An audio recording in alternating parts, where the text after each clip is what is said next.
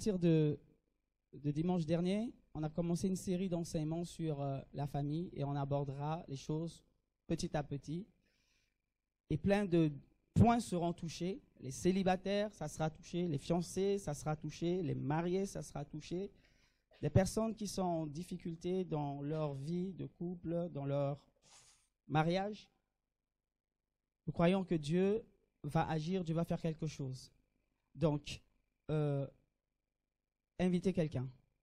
Si tu es dans un projet de mariage, si tu es fiancé, je t'invite à inviter quelqu'un durant ces 3 jours.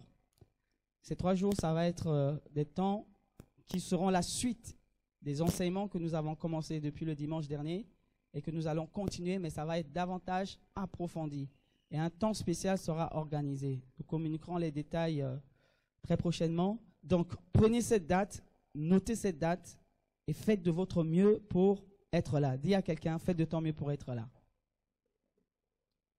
C'est clair que nous ne pouvons pas toucher tous les domaines. Et tous les pasteurs qui passeront ici ne pourront pas tout aborder. Donc, par la grâce de Dieu, on va essayer d'aller à l'essentiel. Mais si vous avez des interrogations, écrivez-les de côté.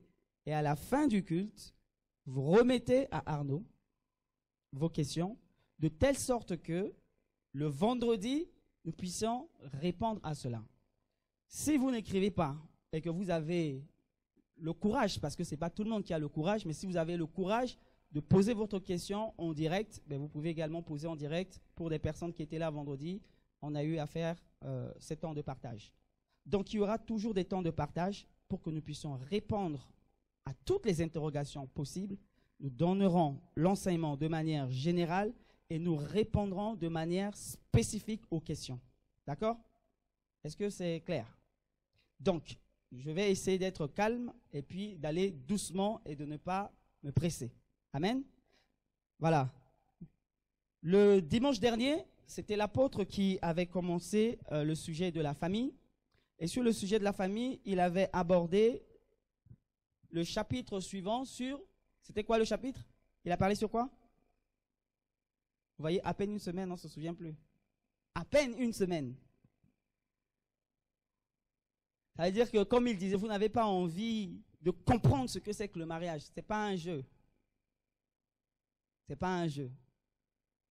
Et encore plus quand nous sommes chrétiens, ça a une portée spirituelle incroyable que les gens ne comprennent pas forcément. Donc il avait parlé sur bâtir sur des fondements solides. Et qu'est-ce qu'il avait abordé? Il avait abordé, globalement, il a dit que les fondements, c'était l'amour. N'est-ce pas? Et il a parlé de l'amour agapé. Donc il a parlé des 3 types d'amour. Je reviens rapidement dessus pour vous remettre dans le contexte. Il a parlé de l'amour agapé. C'est important de comprendre la notion qui se cache derrière ces 3 types d'amour. Parce que lorsque on ne comprend pas la notion qui se cache derrière le mot amour, parfois on peut se retrouver à faire des erreurs. On peut se retrouver à entreprendre des choses parce qu'on a confondu peut-être le type d'amour. Et il en existe 3. Donc, il a parlé de l'amour agapao, qui est l'amour agapé. C'est quoi l'amour agapé? L'amour agapé, c'est l'amour divin. Il a dit c'est l'amour désintéressé. C'est celui que nous retrouvons dans 1 Corinthiens, le chapitre 13. Donc, tout le Corinthiens, chapitre 13, l'amour n'envie pas, l'amour ne s'enfle pas d'orgueil, l'amour croit tout, l'amour ne soupçonne pas, etc., etc. Et cet amour, pour tous ceux qui sont enfants de Dieu, la Bible nous dit dans Romains le chapitre 5, à partir du verset 5, que cet amour est répandu en nous, dans nos cœurs, par le Saint-Esprit de Dieu. Ça veut dire que c'est le type d'amour que seul Dieu donne. Mais pour que Dieu donne cet amour à quelqu'un, il va falloir que cette personne soit son enfant. Parce que c'est quand l'Esprit de Dieu vient dans ta vie qui te donne la capacité de manifester cet amour. Et lorsque tu as cet amour, pour comprendre ce que c'est que cet amour, c'est celui que Dieu a manifesté envers nous. Jean chapitre 3, le verset 16. Car Dieu a tant aimé. Ça veut dire que Dieu, malgré notre situation, malgré qui nous sommes, malgré nos défauts, malgré nos faiblesses, malgré nos erreurs, Dieu a choisi de nous aimer de cet amour inconditionnel. Et donc pour comprendre cet amour agapé, c'est de comprendre l'amour que Dieu a manifesté envers nous.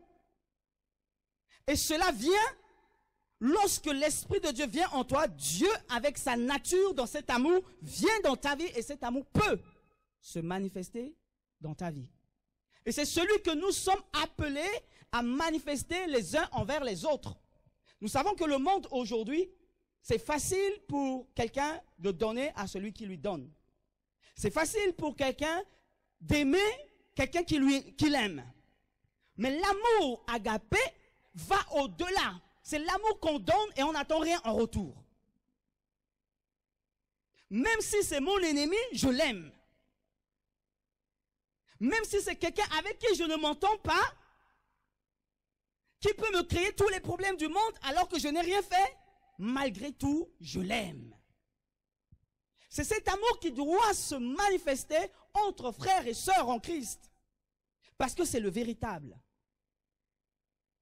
Et son explication, c'est ce que Dieu a fait.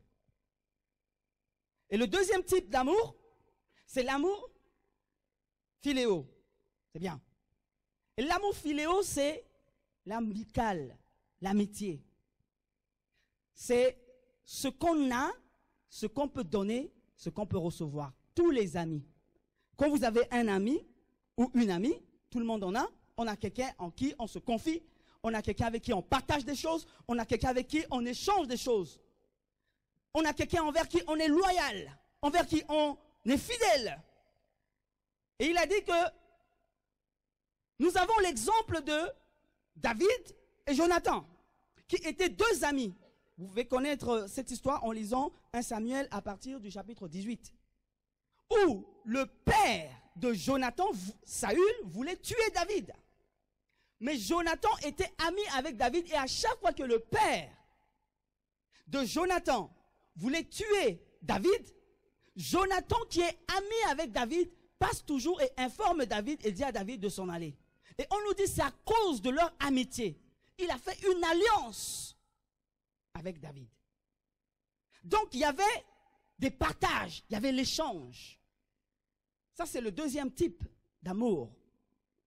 Et des fois, beaucoup de personnes se lancent dans le mariage, se lancent à s'engager avec quelqu'un, tout simplement parce qu'il y a une entente, il y a une complicité qui est avec la personne. Parce qu'on arrive à se retrouver en l'autre. Parce qu'on arrive à voir qu'avec lui, on voit les choses de la même manière. Avec lui, on avance de la même manière. Je me sens bien quand je suis avec lui. Je me sens bien quand je suis avec elle. Oh, nous arrivons à discuter. Nous sommes vraiment amis. Et souvent, on confond ce niveau, ce type d'amour, et on pense que cela est suffisant pour que nous puissions nous lancer et vivre avec la personne, faire notre vie avec la personne. Or, en fait, ce que nous manifestons n'est simplement que l'amour amical. Ce n'est que de l'amitié. Amen. Alors, quand tu vas te lancer dans le mariage, tu vas te lancer avec un homme, une femme, tout simplement parce que vous entendez très bien, que ça marche bien, que vous avez les mêmes aspirations, etc., etc. Cela ne suffit pas. Même si c'est bien. Parce qu'effectivement, dans le cadre du mariage, dans le cadre de vie de famille, il faudrait qu'il y ait ce niveau d'amitié. Ça doit exister. Mais ce niveau d'amitié n'est pas suffisant pour déterminer le choix de son conjoint ou de sa conjointe.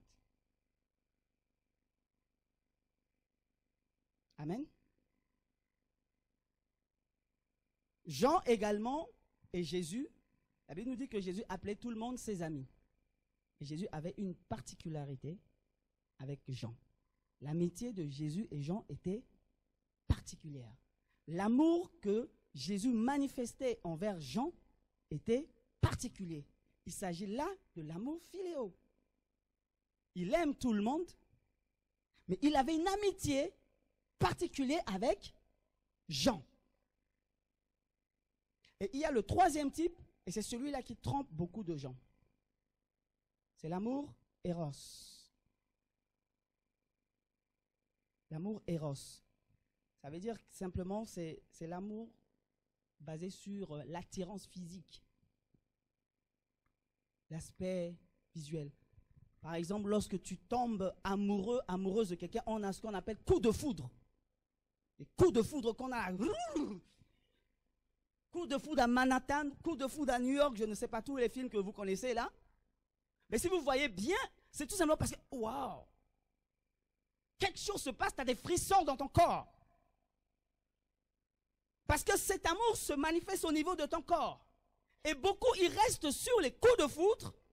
Et à partir de ces coups de foudre, ils prennent la décision de s'engager avec quelqu'un. Sauf que cela ne dure pas.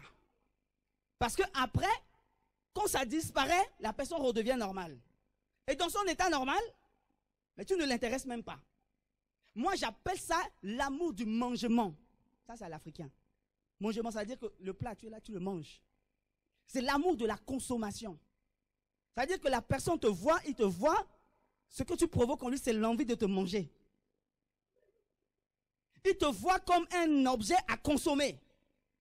Comme une marchandise qu'il faut grignoter. C'est pour ça qu'ils vont jusqu'à dire, je ne peux pas aller me marier avec quelqu'un si je n'ai pas goûté la chose. Mangement. Il faut que je goûte pour m'assurer que le truc est bon. Et c'est pour ça que le monde a du mal à comprendre le fait que les gens ne veulent pas se toucher avant d'aller au mariage. Parce que le monde fonctionne avec l'amour éros, c'est le premier élément. D'abord ça.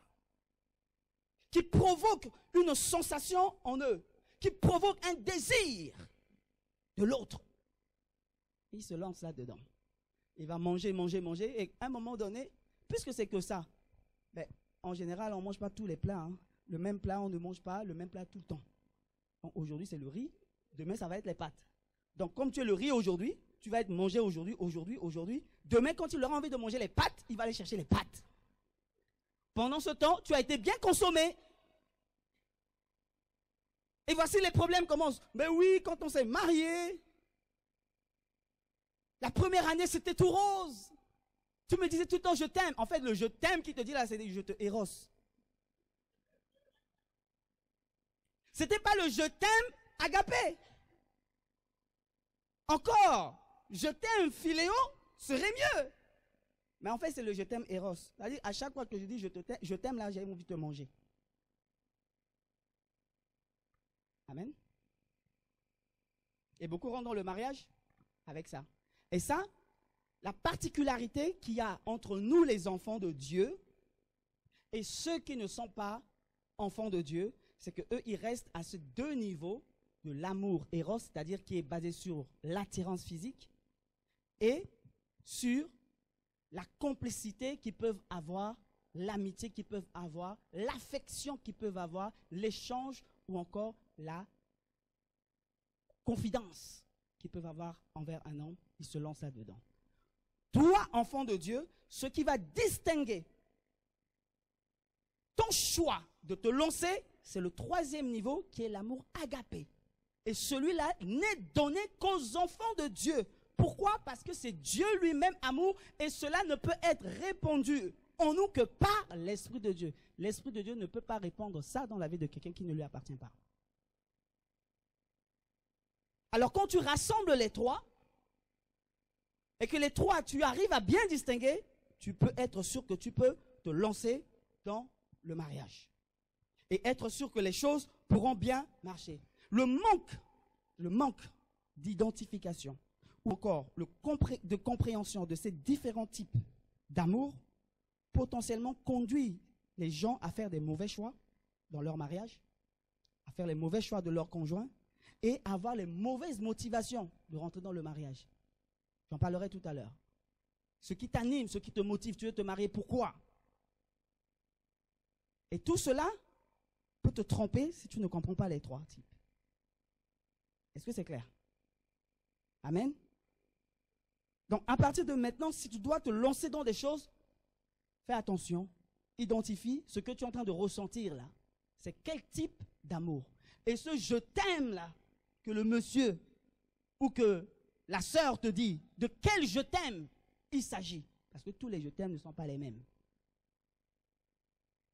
Sinon, tu vas te retrouver à brûler les étapes. Et ce matin, je vais parler sur les 3 étapes qui précèdent le mariage. Tu peux noter les 3 étapes qui précèdent le mariage. Je vais communiquer les 3 étapes et ensuite je vais développer cela. J'espère par la grâce de Dieu que je terminerai cette partie.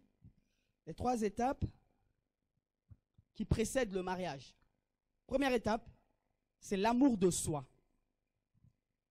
Première étape qui précède le mariage, l'amour de soi. Deuxième étape, l'amitié. Troisième étape, les fiançailles. L'amour de soi, l'amitié, les fiançailles.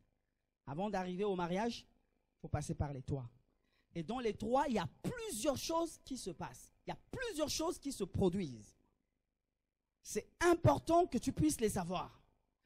Lorsque nous lisons dans Matthieu, le chapitre 22, à partir du verset 37, qu'est-ce que j'entends par l'amour de soi? On va comprendre cela à partir de ce verset. C'est Jésus qui parle ici. Jésus lui répondit, tu dois aimer le Seigneur ton Dieu de tout ton cœur, de tout ton être et de toute ton intelligence. C'est le plus important et le premier des commandements. Aimer Dieu en premier. Il dit, voici le deuxième commandement, qui est aussi important que le premier. Tu dois aimer ton prochain comme toi-même. Aimer ton prochain comme toi-même. Donc, Dieu établit ici que la première des choses, c'est de l'aimer lui, Dieu. Or, aimer Dieu signifie connaître Dieu. Tu ne peux pas aimer Dieu si tu ne le connais pas. En cherchant à connaître Dieu, tu manifestes l'amour. Pourquoi? Parce que lorsque tu vas chercher à le connaître, tu chercheras aussi à lui plaire. Tu chercheras à faire sa volonté. Et pendant que tu vas faire cet exercice, la connaissance que tu vas avoir de Dieu te donnera la connaissance de toi-même. Est-ce que quelqu'un m'entend? Tu ne peux pas te connaître toi-même si tu ne connais pas Dieu. Parce que la connaissance que tu as de toi, c'est ton passé, ton futur, tes circonstances, ton éducation, ta position sociale qui te dit qui tu es. Mais est-ce que c'est véritablement ce que Dieu pense de toi? Est-ce que c'est comme ça que Dieu te voit? Parce que la Bible nous dit quoi? 1 Jean, le chapitre 4, verset 17 nous dit, tel il est, tel nous sommes aussi. Tel Dieu est, tel nous sommes. Ça veut dire, si je connais Dieu, je peux savoir qui je suis. La Bible appelle le roi des rois, donc je suis le fils, la fille du roi des rois. Je suis dans ce monde, mais je ne suis pas de ce monde. Parce que mon Père, il est spirituel, il est dans les cieux. Je ne suis pas un homme terrestre, même si je vis sur la terre. Ma patrie, c'est le ciel. Mes règles et mes principes de fonctionnement dans ce monde, ce sont les règles et les principes du fonctionnement dans le monde de mon Père, d'où je viens. Vous comprenez? Donc, lorsque tu connais Dieu, tu cherches à le connaître, tu cherches à lui plaire. Quand tu lis la parole te dit, ne mens pas. Avant, tu es un menteur. Et voici la parole de Dieu qui te dit, ne mens pas. Celui qui m'aime fait ma volonté et pratique ma parole. Ah, puisque je veux t'aimer, je vais arrêter de mentir. Je viens de découvrir, en fait, que mon identité, je ne suis pas un menteur. Mon identité, je suis la vérité. Parce que la vérité, Dieu habite en moi. Si je vis, ce n'est plus moi qui vis, c'est Christ qui vit en moi. Voici mon identité. Les choses anciennes sont passées et toutes choses sont devenues nouvelles. Apprends à te découvrir. Parce que l'amour de soi, ça veut dire qu'il faudrait que tu arrives, toi, à t'aimer. La suite du verset dit quoi? Lorsque tu aimes le Seigneur, ton Dieu, ensuite, tu dois aimer ton prochain comme toi-même. Ça veut dire autrement, il faudrait que tu t'aimes d'abord. Parce que comment tu peux aimer ton prochain comme toi-même si toi-même tu ne t'aimes pas? Si tu ne t'aimes pas, tu ne peux pas aimer ton prochain. Aime ton prochain comme toi-même. Donc commence par t'aimer toi, par t'accepter toi. Il y a des personnes dans leur vie qui ont subi des choses dans le passé, qui sont blessées dans leur âme. Peut-être parce que la personne a toute sa vie vécu dans le rejet. Et tu te sens tout le temps rejeté. Moindre chose, tu pleures. Moindre chose, tu te fais des soucis. À peine une personne te parle de travers, tu ne te sens pas aimé. Ton âme est blessée. Et toute ta vie, tu as ce problème au niveau de ton âme. Donc si ton âme n'est pas guérie, si tu ne comprends pas que tu as besoin d'être restauré, et tu rentres dans le mariage, dans le choix du conjoint, le conjoint va souffrir. Parce que toutes les choses qu'il va faire, s'il arrive que les temps difficiles arrivent, ces petits faits et gestes, tu les prendras comme s'il ne t'aime plus. Parce que tu as vécu dans le rejet. Il y en a peut-être qui ont subi des violences, qui ont été violés. Ce n'est pas des sujets de joie. Et à cause de cela, quand ils voient les hommes, ils sont un dégoût des hommes. Il y a des femmes comme ça. Ils voient des hommes, ils sont des dégoûts. Elle n'a pas envie de s'approcher d'un homme. Parce que ça lui rappelle les choses qu'elle a vécues dans le passé. Cette personne a besoin que son âme soit restaurée. A besoin que le pardon descende dans son cœur. A besoin que Dieu puisse venir et lui redonner la valeur. Lui redonner la confiance en elle. Afin que lorsqu'elle va rentrer dans le mariage, elle va rentrer comme une personne bien. Ça veut dire qu'il faudrait qu'elle arrive à s'accepter. Il y a des femmes que vous voyez, ils sont complètes, ils marchent, ils manquent de confiance en eux. Il y a même des hommes qui manquent de confiance en eux. Pourquoi? Parce que tout le temps, il se sentait toujours rejeté. Tout le temps, il a subi des choses. Et à cause de tout ce qu'il subit, si il ne fait pas un travail sur sa vie pour reprendre confiance, s'il ne fait pas un travail sur sa vie pour retrouver la position, l'identité que Dieu lui a donnée, qu'est-ce qui va se passer? La personne avec qui il va être, il fera souffrir cette personne. Et ses enfants subiront également des choses. Parce que toute sa vie a été toujours comme ça. Nous sommes influencés parce que nous voyons, parce que nous vivons. C'est pour ça que c'est important de se connaître. C'est important d'arriver à passer à autre chose. Selon mon parcours, je disais, certains le savent, je suis passé par l'internat. Et quand je suis sorti de mon internat, j'avais une éducation avant de rentrer là-bas. Mais quand je suis sorti de là, je suis sorti avec une autre éducation. Ma personnalité a été complètement déformée. Et avec cette personnalité déformée, je vois tout le monde comme moins que rien. C'est-à-dire tout le monde est zéro.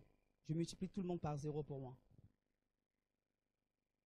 J'étais devenu un peu, beaucoup même, je dirais, orgueilleux. Je ne supportais pas d'être avec tout le monde. J'aimais être dans mon coin. Lorsqu'on entend qu'il y a eu des bagarres quelque part, il y a forcément mon nom qui apparaît dedans. Quelqu'un qui prenait plaisir à faire du mal aux autres. Alors, imaginez, avec ce caractère, si je choisis de rentrer dans le mariage, comment je vais être dans mon mariage? Vous imaginez ce que la personne avec qui je vais être va subir? Mais, grâce soit rendue à Dieu, quand j'ai rencontré le Seigneur, au travers de la parole de Dieu, j'ai commencé à être rééduqué. Rééduqué par la parole de Dieu. Quand Dieu commence à pointer du doigt un domaine et que ça me fait mal, j'essaye, je m'efforce parce que je veux lui plaire. Je veux l'aimer Alors j'essaie d'obéir, j'apprends à obéir. En apprenant à obéir, au fur et à mesure, ça change mon caractère. Ça veut dire que dans cette situation, dans cet état, je n'étais pas du tout prêt de rentrer dans le mariage si je devais rentrer dans le mariage. Et beaucoup de personnes peuvent se retrouver dans ce genre de cas dans différents domaines. Donc la question que tu dois te poser, tu veux rentrer dans le mariage, est-ce que tu es prêt, tu es prête pour rentrer dans le mariage? Est-ce que tu es prêt? Parce qu'il ne faut pas toujours regarder l'autre. Quand on regarde l'autre, on reste philéa, parce que philéa, c'est ce que nous partageons. Je suis avec toi, tu es avec moi, voici ce que j'attends de toi, voici ce que tu attends de moi. Mais toi, est-ce que tu es prêt à faire quelque chose? Il faut aimer ton prochain comme toi-même. Donc commence par t'aimer. Est-ce que tu t'aimes? Est-ce que quand tu te regardes comme ça, tu dis, je peux m'épouser? Mais si tu sais qu'il y a des domaines de ta vie qui ne marchent pas, il faudra que tu les règles. Et tu peux les régler qu'avec Dieu en premier. Le mariage commence avec Dieu et moi d'abord, avant même que je ne choisisse mon conjoint ou ma conjointe. David dit, l'Éternel est mon berger, je ne manquerai de rien. Qu'est-ce que Dieu fait? La suite du verset dit, il me fait reposer dans de verts pâturages. Dieu te sauve, il ne t'envoie pas tout de suite dans le terrain, il te met quelque part pour que ton âme se repose d'abord. Quand il est venu choisir Abraham, qu'est-ce qu'il a fait? Il dit, Abraham s'appelait Abram. Il dit non, avec ce nom-là, tu ne peux pas aller loin. Il faudra que je change ton identité. Parce que ce nom-là, tu n'auras pas de descendance. Deviens Abraham. Parce que Abraham signifie le père d'une multitude de nations. Donc Dieu a changé son identité. Et il faut que tous les jours, toi Abraham, que tu prononces, je suis Abraham. Je ne suis pas Abraham, maintenant je suis Abraham. Ta femme Sarai, non, elle est stérile. Sarai, c'est la stérilité. Il faudrait qu'elle devienne Sarah. Parce qu'il va falloir que la stérilité soit transformée. Qu'elle arrête de se voir comme une femme stérile, mais qu'elle commence à devenir une femme qui peut produire, qui peut féconder. Dieu a toujours fait ça. Lorsqu'il s'est approché des disciples, Jésus, dans le Nouveau Testament, il a choisi les disciples. En choisissant les disciples, il dit, toi tu es un pêcheur de poissons, viens avec moi, je vais faire de toi un pêcheur d'hommes. Changement d'identité. C'est la première chose. Parce que si tu ne connais pas ton identité, si tu ne sais pas qui tu es, quels sont tes points forts, quels sont tes points faibles, dans le mariage, tu auras des problèmes. Amen. Est-ce que je parle à quelqu'un?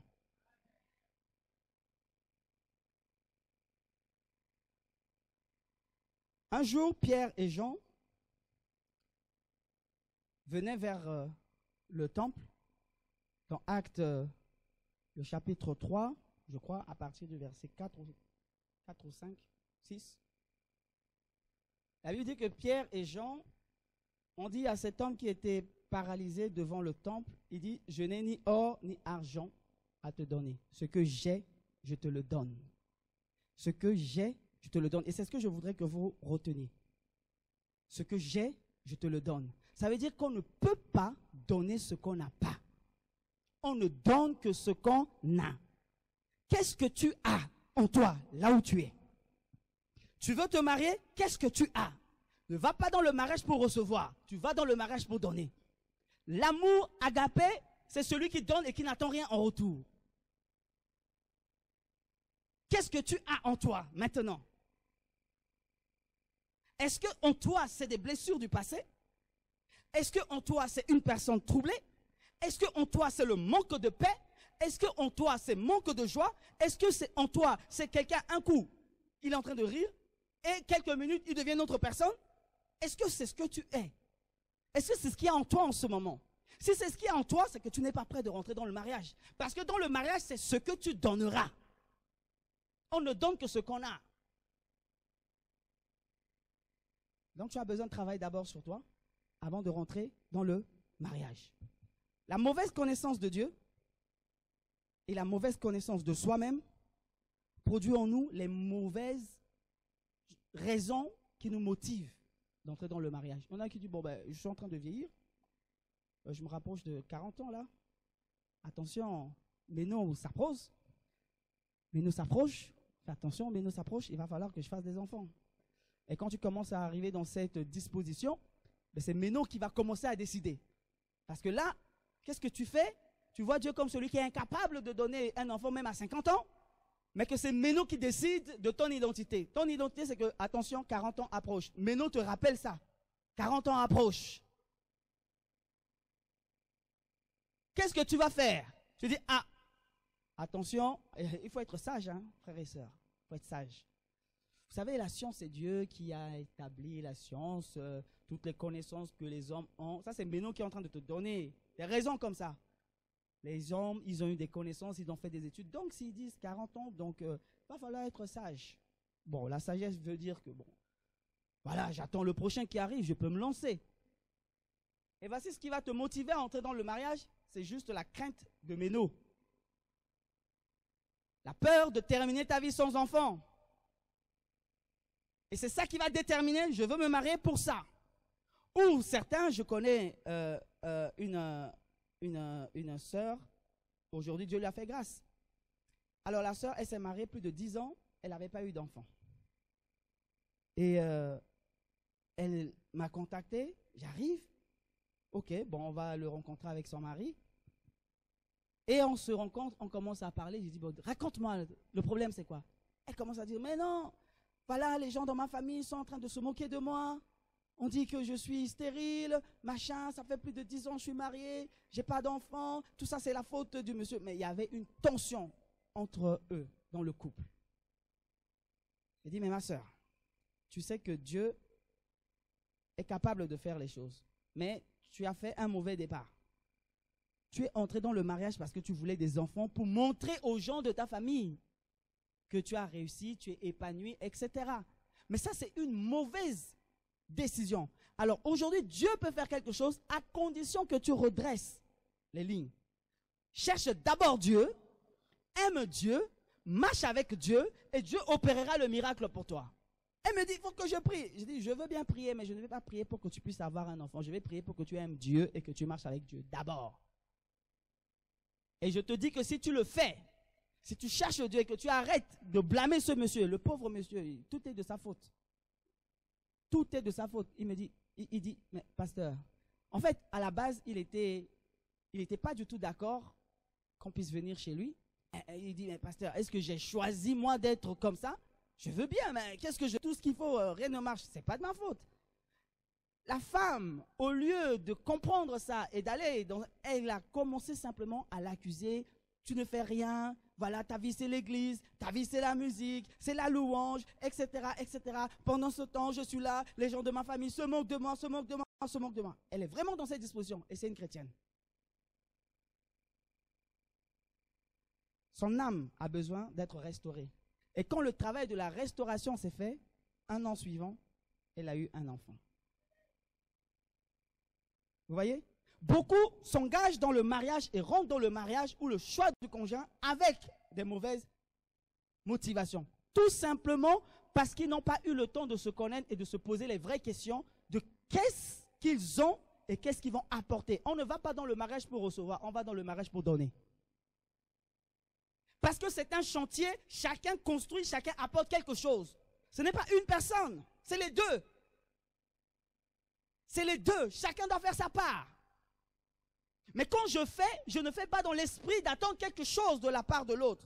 Je le fais parce que j'ai envie de le faire, parce que j'aime le faire. Et tout enfant de Dieu, véritablement qui marche avec Dieu, à un moment donné va avoir cet esprit, cette mentalité-là. Alléluia. Alors peut-être que tu vois les autres, tu dis, ah ouais, moi aussi j'aimerais bien voir les photos sur Instagram, Facebook, ah, avec son mari, machin, ah, je voudrais bien. Allez, oup, je rentre dans le mariage. Mauvaise motivation. Il y en a qui rentrent dans le mariage parce qu'ils ont vu, ouais, bon, le monsieur, oh, il a de l'argent, hein.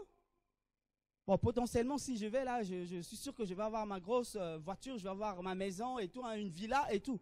Et ça te motive, tu rentres dans le mariage. Bon, c'est un chrétien, donc ça va. Tu n'as même pas le temps de consulter Dieu. Tu n'as même pas le temps d'analyser qui tu es, ce que la personne est. Est-ce que vous marchez dans la même vision, pour la même mission, avant de te lancer dans le mariage? Alléluia. C'est pourquoi les couples aujourd'hui ont beaucoup de problèmes. Et encore plus dans l'église. Et beaucoup ne veulent même plus entendre parler du mariage parce qu'ils ont vu tellement de mariages cassés. Ils ont vu tellement de personnes au début qui étaient fous amoureux et puis finalement, c'est fini entre vous. Ouais, mais ce que vous ne vous êtes pas dit, c'est peut-être que leur motivation n'était pas la bonne. Peut-être que c'était juste Eros. Et il y en a, je peux vous dire, qui se marient parce qu'ils veulent juste faire l'amour correctement, dans les règles. Bon, parce qu'ils aiment Dieu, ils disent non, il vaut mieux ne pas le faire en dehors, on le fait dedans. Et donc je me marie parce que, ah, pasteur, il y a quelqu'un qui me dit, pasteur, là c'est chaud sur moi là. C'est chaud, pasteur, là il faut que je me marie parce que là, je sens que je suis au bout.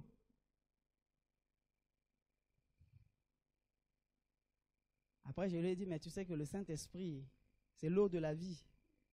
Si ça brûle en toi, le Saint-Esprit peut éteindre ça. Il faut être vrai avec le Saint-Esprit. Je parle des choses que je sais. Moi-même, il y a des moments où c'était chaud. J'ai dit, ah Dieu, là, si tu ne fais pas quelque chose, là, je vais craquer, Seigneur. Amen. J'aurais aimé qu'on me dise ces choses. Ça m'aurait évité de faire plein d'erreurs que j'ai faites dans ma vie.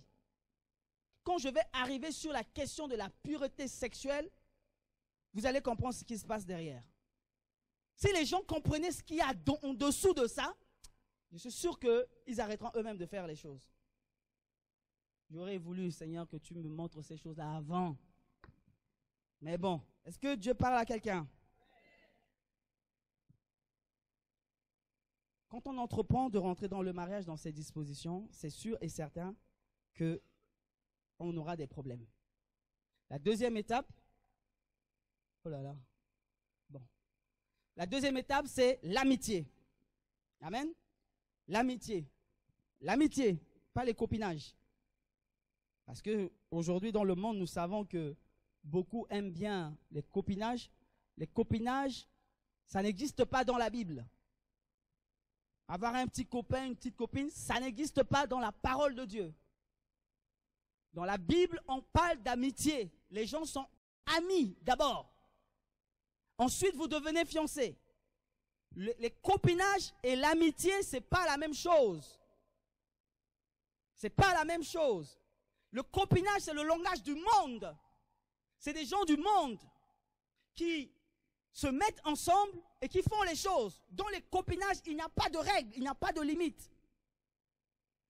Quand je me mets avec quelqu'un, les motivations ne sont pas les mêmes dans le copinage.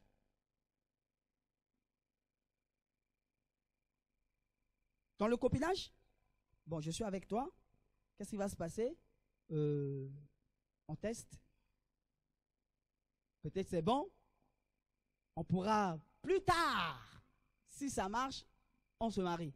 Mais dans le copinage, on ne parlera jamais de mariage. Pour ceux qui ont eu des petits copains, des petites copines, je pense que certains en ont eu. Le premier jour, vous vous mettez ensemble, les premiers mois, est-ce que vous parlez de mariage? Non, on ne parle pas de mariage. C'est juste les sentiments, l'attirance physique. Tu me plais, je te plais, tu produis quelque chose en moi là. Dès que tu veux parler histoire de mariage, on va trop vite là. Attends, comment tu peux me parler de mariage maintenant? On vient à peine de se connaître. Ça, c'est le copinage. Mais dans l'amitié, je ne rentre pas dans cette mentalité. Quand je m'approche de quelqu'un, c'est dans un esprit de construire quelque chose avec la personne. Les motivations ne sont pas les mêmes. Il y a des règles. Je ne fais pas les choses que je fais dans le copinage comme dans l'amitié selon la parole de Dieu. La Bible dit l'homme quittera son père et s'attachera à sa femme. Il y a un attachement. Mais l'attachement, c'est avec sa femme. Ensuite, les deux deviendront une seule chair. Ce que le monde ne connaît pas. Et c'est ça le copinage. C'est ça l'amitié, la différence entre les deux. Donc, le copinage, c'est l'égoïsme. Ça veut dire que, bon, ok, je suis avec toi, tu es avec moi. J'ai des collègues au travail. Ils me disent, le loyer, on divise par 2. Aujourd'hui, c'est moi qui fais les courses. Si je fais les courses, c'est tel montant. Tout est divisé par 2. Je fais ma part, tu fais ta part. Et puis, on va voir Après, au bout de 3, 4, 6 mois, oh, mais je pensais que toi, tu étais quelqu'un avec qui on pouvait s'entendre, mais au bout de 3, 6 mois, on se rend compte qu'on n'est pas du tout compatible. Mais en attendant, on a eu le temps de faire tout ce qu'il faut faire dans le mariage. On l'a déjà fait en dehors. Donc, qu'est-ce qui se passe? Séparation. Alors que dans l'amitié, selon la parole de Dieu, lorsque tu arrives, tu veux être avec quelqu'un, vous prenez le temps de vous étudier, de vous connaître, de voir si je peux rester en ta compagnie, discuter, parler de tout. Je peux facilement te faire confiance, je peux m'ouvrir facilement à toi. Lorsque tu es un homme, une femme dans le mariage et que tu ne peux pas lui dire les secrets les pires de ta vie, c'est qu'il y a un souci. Il y a de la méfiance. Ça ne doit pas exister dans une relation. Lorsque la méfiance rentre, c'est la porte ouverte à tout et n'importe quoi et l'ennemi passe par là. Et ça, c'est l'habitude que les gens du monde ont. Ça ne doit pas être comme ça dans la maison de Dieu et parmi les enfants de Dieu. On est amis, j'essaie de voir si on a la même vision, est-ce qu'on vise les mêmes choses, est-ce que à peu près ton amour pour Dieu, est-ce que tu as des aspirations, des choses que tu veux faire pour Dieu? Et quand je suis avec toi, est-ce que nous pouvons accomplir ces choses-là ensemble? C'est dans cet esprit-là qu'un enfant de Dieu passe dans l'amitié. Il prend le temps, il n'est pas pressé. Il ne cherche pas à consommer. Il ne laisse pas l'amour éros prendre le dessus. Il prend le temps doucement, doucement. Aujourd'hui, les gens du monde, avec son copain, sa petite amie, bon, ben, on habite ensemble. L'amitié, selon la parole de Dieu, on n'habite pas ensemble si on n'est pas marié. On ne vit pas ensemble si on n'est pas marié. On ne dort pas ensemble si on n'est pas marié. On ne couche pas ensemble si on n'est pas marié.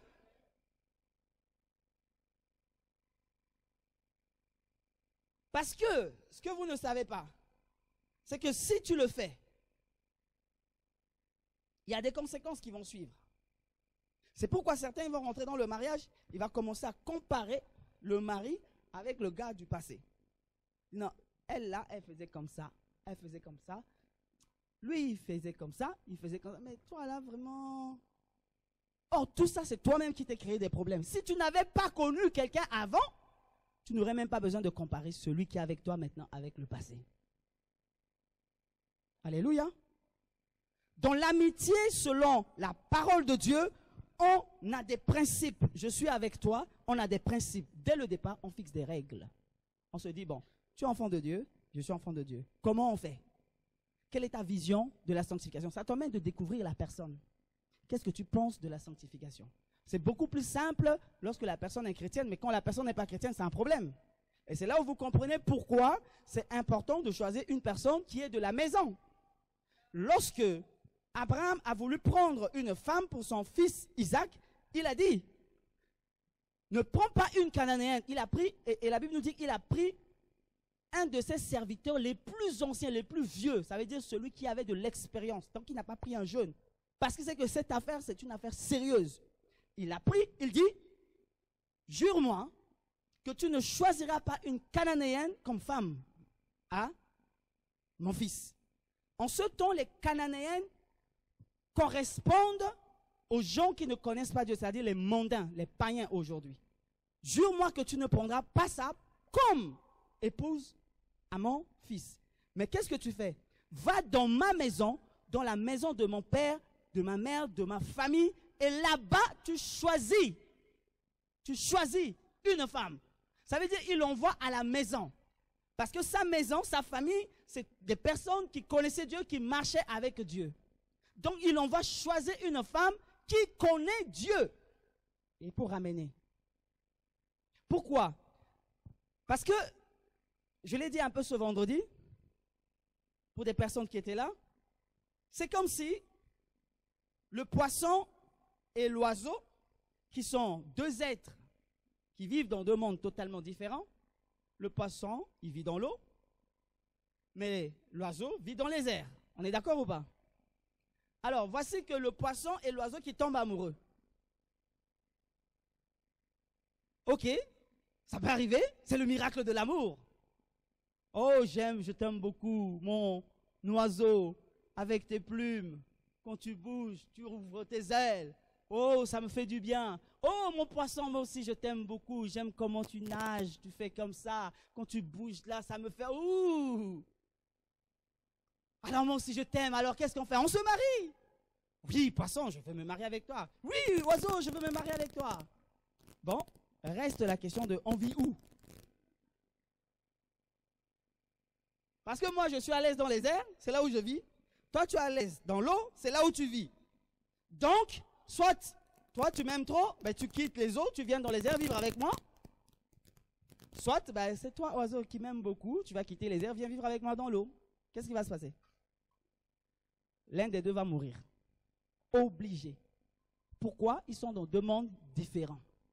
Ça ne sera que question de temps. Le poisson peut rester dehors, respirer pendant un moment, mais il finira par mourir. Ça peut marcher pour quelque temps, mais la fin, ça finira par mourir. Alléluia. C'est un principe très important. C'est pour ça qu'il dit va choisir. Et l'amitié, c'est un temps qui nous permet de nous connaître et de connaître surtout l'autre, de voir si nous avons les mêmes visions, de voir si nous sommes de la même maison et que nous pouvons avancer ensemble. Donc, lorsque un travail est fait dans ta vie et que tu arrives à découvrir ton identité, le jour où tu veux être avec quelqu'un, ne va pas tout de suite comme les païens. Si dans le passé, tu ne le savais pas, tu l'as fait, c'est le passé. Le passé est passé et effacé. Maintenant, tu es enfant de Dieu. C'est-à-dire, à partir de maintenant, tu peux prendre les bonnes décisions. La Bible nous dit que Dieu ne tient pas compte des temps d'ignorance, des temps du passé. Mais il veut que tous les hommes soient sauvés et que tous se retournent vers lui. C'est encore possible. Aujourd'hui, tu as cet enseignement. Aujourd'hui, tu le sais. Et donc, si tu dois faire un choix, si tu n'es pas encore marié et que tu dois faire un choix, sache que tu dois prendre tes dispositions. Il y a d'autres aspects que je développerai. Mais si tu es déjà dans le mariage et que tu te dis, je pense que j'avais la mauvaise motivation, ok, rattrape cela dans le mariage, cela est possible.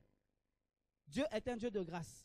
Il peut faire grâce pour rattraper même nos erreurs, lorsque ce sont nos erreurs, et il peut nous faire rattraper le temps que nous avons perdu. Mais le tout est que nous puissions être sincères et que nous puissions réellement venir vers lui. Ne faisons pas comme les gens du monde qui disent, je ne peux pas me marier avec une femme si je n'ai pas consommé. Et tout à l'heure, pendant la louange, j'ai eu une inspiration qui va compléter, je parlerai de ça quand je parlerai de la pureté sexuelle. J'ai eu une inspiration pendant la louange, c'était très fort la louange, n'est-ce pas? Vous avez aimé la louange ou pas? Ah, il y avait une forte présence de Dieu. Alors l'inspiration m'est venue comme ça et j'ai dû demander à Pascal de me trouver une pomme.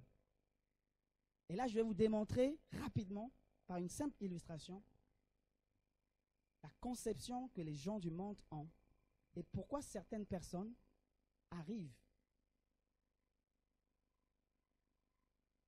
à s'empêcher de rentrer même dans le mariage ou de trouver la personne idéale. Lorsqu'on est amis, il faut qu'on respecte les règles et les principes de Dieu. J'aurais besoin de quelques frères volontaires. Alors, je vais considérer que la pomme, c'est une femme. J'aurais pu dire aussi homme, mais c'est valable pour les deux. C'est pour que vous compreniez bien. J'aurais besoin de 5 frères. 5 frères.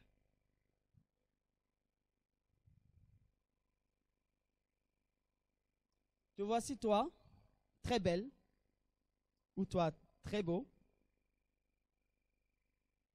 Même plus, il n'y a pas de problème. Hein. Voici tel que Dieu t'a créé.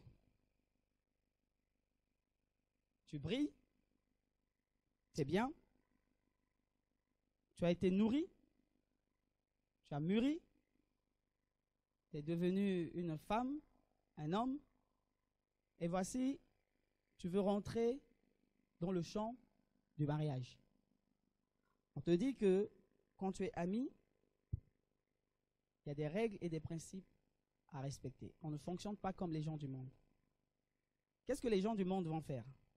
Alors voilà, tu viens d'être séduite par un jeune homme qui, dès que tu l'as vu, il a produit de l'effet.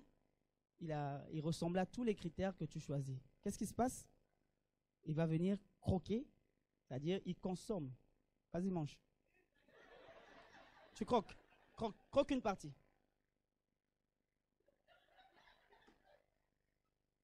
C'est comme ça que tu croques?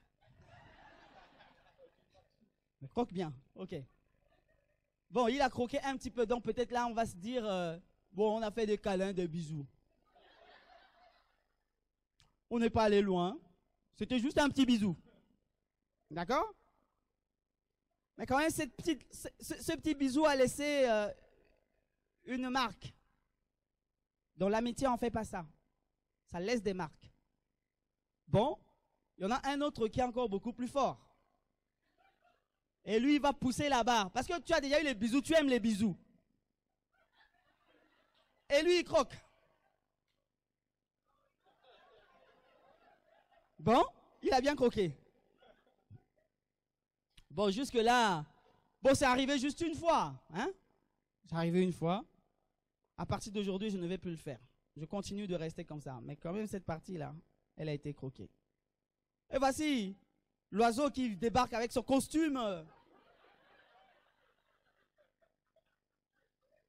Tu lui vas dire, oh, un chrétien et tout. Costume, ah, lui, il ressemble à un milliardaire. Il dit, non, mais tu sais, moi, vraiment, la femme que je vais épouser, non, moi, je l'achèterai, je lui ferai tout ce qu'elle veut, hein, et tout. Elle va être ma priorité. Tout mon argent, ben, c'est pour elle, et tout, et tout, et tout. Vraiment, tu es une femme parfaite, hein. Hein? Tu pries, tu vas à l'église, ah, c'est tout ce que je cherchais.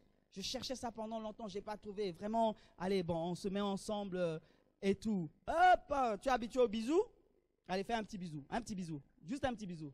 Non, non, bisou croqué. Croque, croque. Voilà. Bon, un petit bisou. On peut pousser un petit peu, un peu plus. Et vas-y maintenant, croque bien. Là, elle a donné la chose. Ah! Il a bien croqué. Après, avec lui, bon, c'est pas 2 mois. Ça a duré un peu plus. Vas-y, finis d'avaler.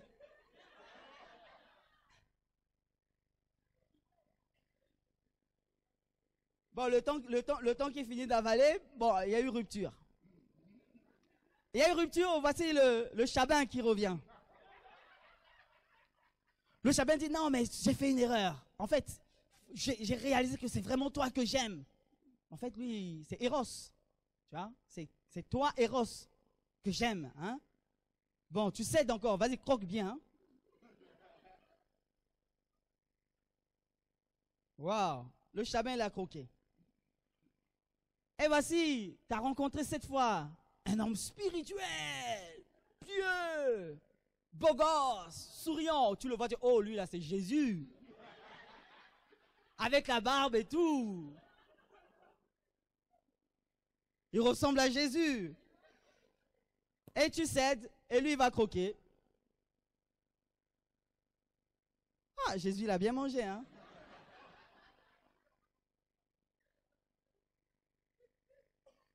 C'est toujours toi, hein. Et voici l'ancien des jours qui vient. Et lui, il va croquer, croque même 2, 3 fois.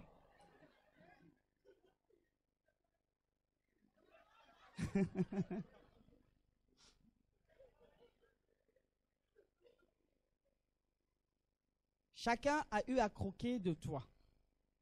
Chacun a eu à te manger. Chacun a eu à prendre une part de ta personnalité. Chacun a eu à prendre une part de la valeur que tu es. Chacun a eu à prendre une part de ton intelligence. Chacun a eu à prendre une part de ta personnalité, de ta force, de ta vigueur. Et j'ai besoin du vrai mari. Un frère qui vient. Voici l'homme qui a été destiné. Je veux un frère, un autre. Viens, Jean-Paul.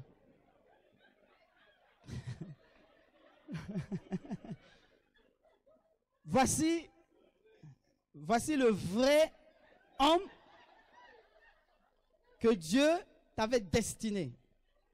Celui qui était prévu pour toi, celui qui était planifié pour toi, celui qui était préparé pour toi. C'est aussi valable pour un frère.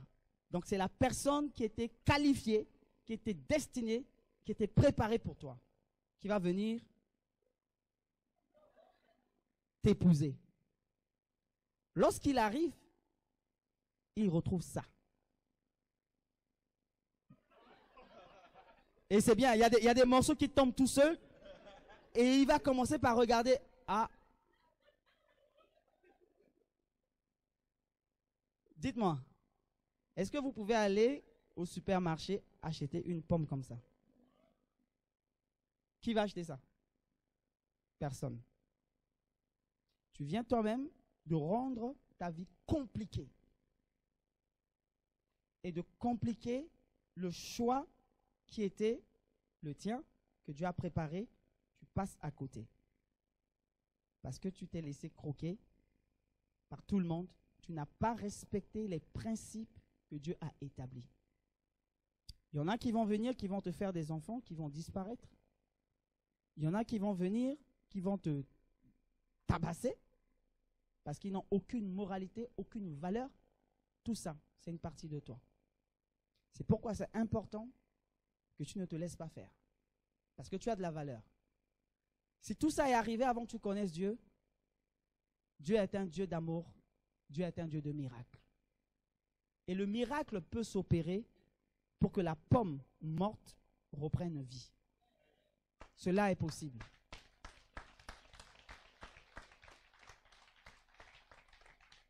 Merci, vous pouvez repartir à vos places. Cela est possible. La pomme peut reverdir.